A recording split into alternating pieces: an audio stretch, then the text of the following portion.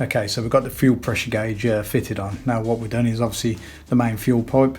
We've cut it in half, nice and neat, and we've put the adapter on here and screwed the pressure gauge on. As you've seen before, there's loads of different attachments for different types of engines, cooling systems, whatever anyway, but this is kind of what I need for this anyway. It's just literally to test the pressure from the tank to the fuel rail to the injector, so to speak. Now, got a little bit of white tissue here. Probably should have done with a bit of blue actually, because it'll show up if there's a leak more anyway. But anyway, we should be able to get the picture. I fitted these. It's not quite the right bore for these pipes. I think that's like a 7mm bore, and the two ends here go from like a 6 to an 8. But anyway, I've managed to squeeze them together. Got these clips on as well. I'll switch it on and test it in a minute, but because before I did a little test before and it was leaking a little bit, so obviously you're going to lose pressure straight away, and we want a good seal on it so we get the pressure. Now I think I'm aiming PSI, I think I'm aiming for around about the 40 odd. I don't actually know the correct specs of this at the moment, but you know, I'll put a link in on the screen somewhere when I do find out. But I'm also looking for it to, whatever pressure it gets to, is holding that pressure. So we're going to watch it for about 2, 3, 4, maybe 10 minutes, I don't know. But I should just watch it for however long anyway, and see if it drops. If it's dropping, I think that might be indicating that it's the fuel pressure regulator which is gone, which is a lot of people have told me anyway. But like I said, I'm just trying to eliminate everything at the minute, and you know, document it as well, because this might be helpful to other people with this particular bike or doing a similar thing, because there's a lot of stuff on YouTube to do with cars, but not so much with the motorbikes. But it's the same principle as far as I'm concerned anyway. Alright, so enough waffling as usual. What we're going to do is turn the ignition on, prime the pump, because we know that the pump's priming and nothing, so everything's okay. Got all my connectors in place, so not a problem. Yeah, alright, so we're going to switch it on, see what it does and see if it holds, and go from there.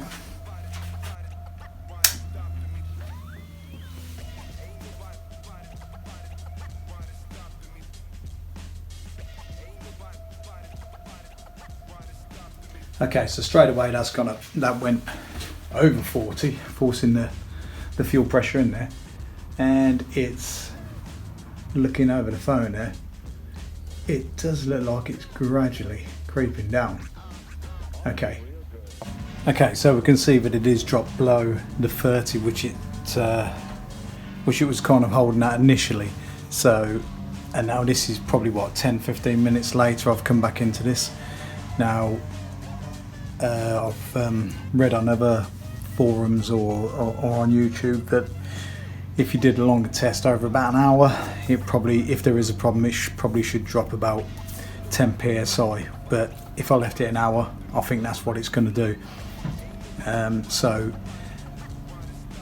it leads me to think that it's obviously got to be the fuel regulator or the fuel pump. Yeah, again, that might be another thing to do, but yeah, I think we're getting to the bottom of it. Just open it the bloody ECU. Anyway, there you go. That's where we're at. Okay, drops with the boys. You've got to get a hold of yourself.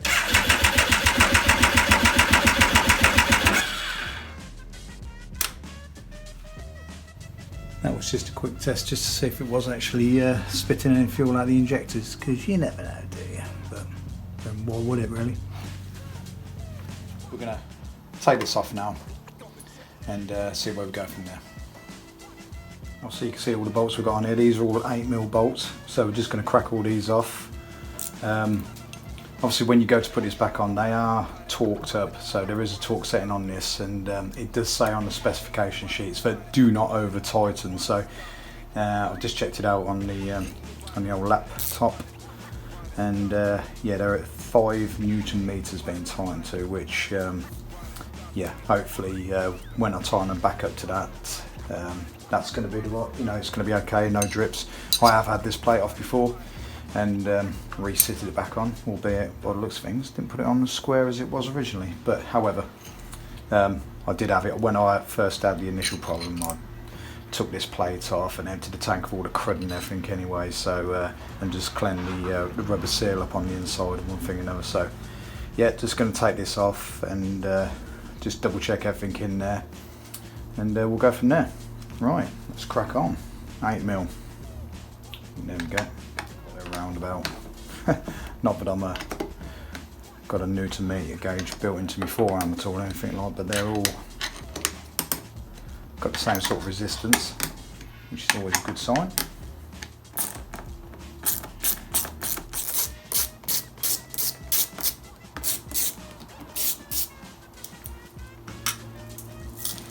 Okay, they're all the same size. There's no longer ones for whatever reason anyway, which you'd expect, so it's all good. Put them nice and safe, keep them all together.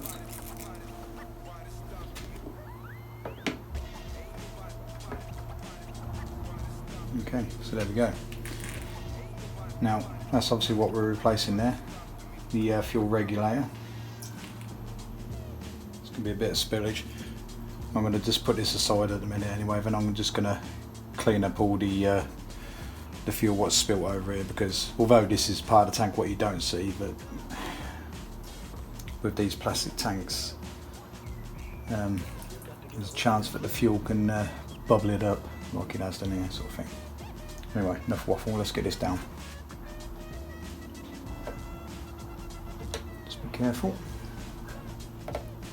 Like I say, I did clean this before, so, and everything's in there. You've got these little metal sleeves in there, copper, brass sleeves, whatever they are. They're all in place, so that's okay, that's all good.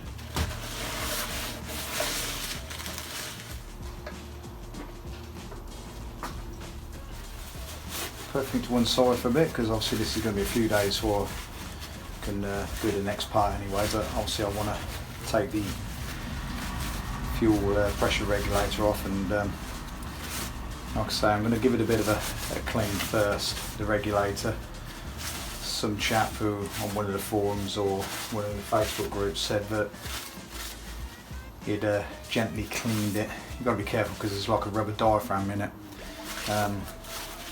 You can't take it apart because it's like a sealed unit. He said he sprayed a bit of WD-40 in there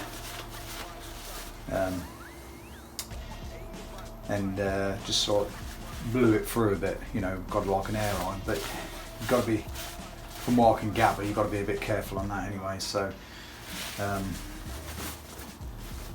but as I'm going to replace it, the reason why I want to clean it first is obviously just to see if it does actually shift any crap out of it or anything, because there's obviously a build-up of varnishing from the fuel, perhaps, and whether it actually starts to bike up. But it's probably good to replace it anyway, but just eliminating things really, because I've got time to do it. Okay, so this is the nut what we need to move on the pressure regulator. Now from what I can tell, also I'm zoomed in here so I don't really want to move this about too much, that's obviously going to be torqued up to a specific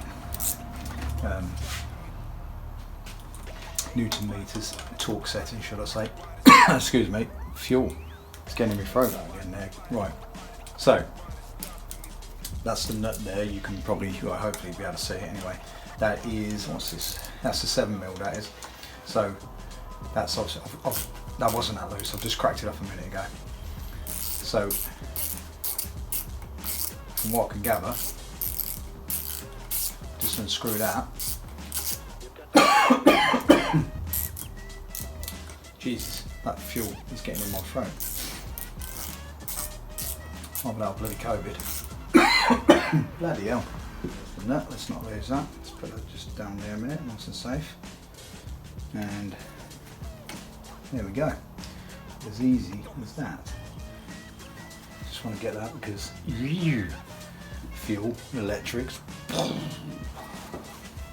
Right, just coming back into that because Angie's been out with a tea. Well, coffee actually, and chocky. Anyway, back to it. Fuel regulator's off. Just worth pointing out, just pick this up and go in there a little bit. I'll be able to see it. Just inside where the regulators come off, there is an O-ring in there, obviously. Okay, I'm not going to pull it out because it's in there. I haven't got the little hook things tool to pull it out yet. I don't want to pinch it, scrape it at all or anything, because I did that on one of the one of the injector O-rings before, and it took me ages to find the right part for it and everything, scouring the country for it. Anyway, ramble. So I'm going to leave that in situ. Just literally pops in the end anyway, so that's all good. All right, so back to it. Okay, so I'm not going to go mad with this. I'm just, you can see there's a hole on the top, obviously the hole there, which the fuel obviously gets regulated through there, through here as well. So you got 1, 2, 3, 4. I'm just going to squirt all the orifices, and we'll just go from there. Then I'll dunk it in there, just spray a bit more in, and then just leave it overnight or whenever next time I'm down there. So anyway, WD-40.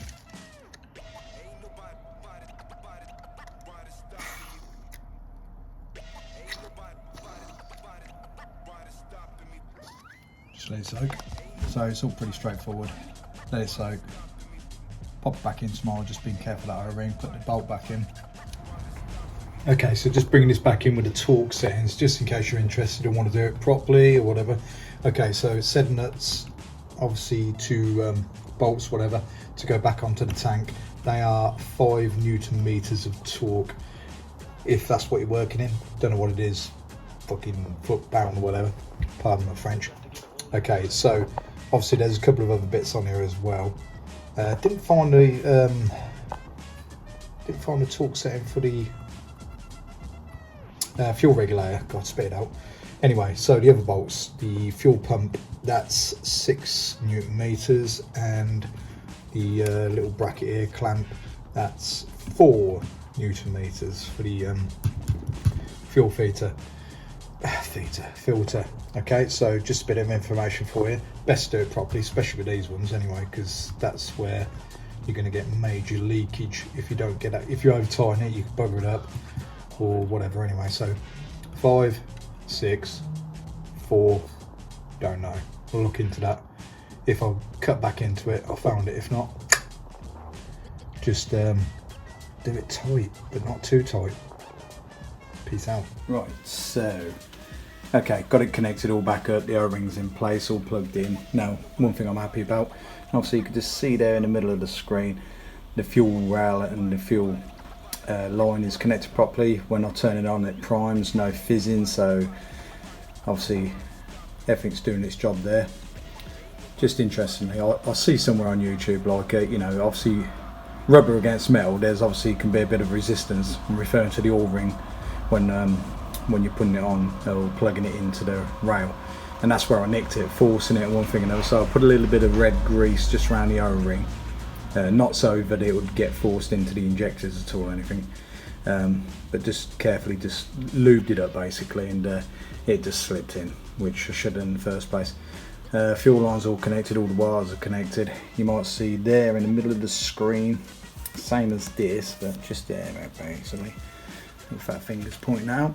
That's actually I'll split the pipe in half, and that was because I had to put like a pressure tester on there, which I subsequently snapped, being a bit overzealous. So, you know, split the pipe in half to put that on. It was always going to come off anyway, so that's just another connector, male and female, one of these basically. And just got our flea bay, put that in, put a couple of fuel connecting pipes, clips on there as well. And with the fuel going through, there's no fizzing of any, well, no fuel's coming out of it, so that is actually, it's not as cheap crap as it probably you'd think it would be on eBay, but it's done its job. So now just went to fire it up. Battery is a little bit flat, sorry, excuse me. So literally just because I haven't done anything to this for about 2 weeks, right? So I've stuck the battery back on charge now, got it on charge. I'll give it one more go. I did, like I say, I did go to fire it up, nothing. It wasn't doing anything, so I guess I'm still losing pressure. Frustrating thing is, I can't test it because I broke the pressure tester, and I'm not really going to go and buy a new one now because I knew it was losing pressure. I cleaned the regulator out just in the hope that it might just flush out some crap but that's probably jigging inside. There's no way of telling because that's a sealed unit. Well, I've got to get the bloody thing started. Jesus Christ, I'm missing all the fucking good weather and everything. Although, it's tiddling down, you won't be able to see that, but it's raining now, so if I did get the epoxy thing started, I wouldn't be going out in it anyway, will I? Right, jobs to the boys again and again.